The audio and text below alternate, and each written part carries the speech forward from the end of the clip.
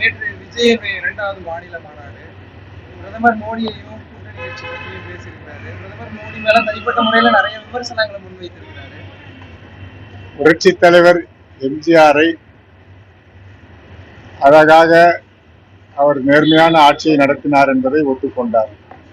ஒன்று, பேரறிஞர் அண்ணா அவர்களையும் நேர்மையான ஆட்சியை நடத்தினார்கள் என்பதை ஒத்துக்கொண்டிருக்கிறார் அவர். அதற்கடுத்து பாரதிய ஜனதாவினுடைய மத்திய அரசை கடுமையாக சாடியிருக்கிறார். அவர் கட்சியை துவங்கி 2வது மாநாட்டிற்கு வரும்போது அவர் எதையாவது பேசித்தான் ஆக வேண்டும்.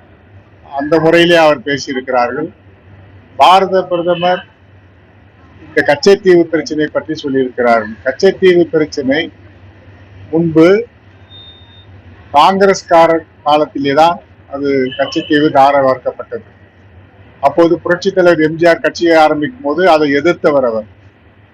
காங்கிரஸ் திராவிட முன்னேற்ற கழகம் ஆட்சியில் இருக்கும்போதுதான் கச்சைத்தீவு தமிழகத்திலிருந்து இலங்கைக்கு பறிபோனது. அதிலே ஒன்று.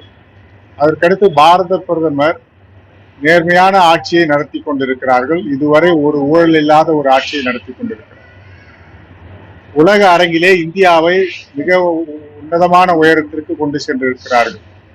உலக தலைவர்களிலே ஒருவராக, முக்கிய தலைவர்களிலே ஒருவராக அவரை எல்லா நாடுகளும் வரவேற்றுக் கொண்டிருக்கிறார்கள்.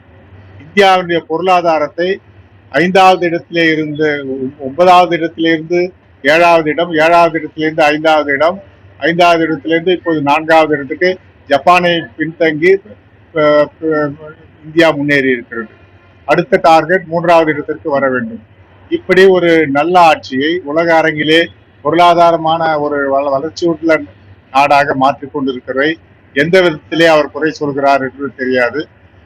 மொத்தத்திலே அவர் இந்த அரசியலுக்கு வருவது, அரசியலுக்கு தேர்தலிலே சந்திப்பது மக்கள் தான் அதற்கு தீர்ப்பளிப்பார்கள்.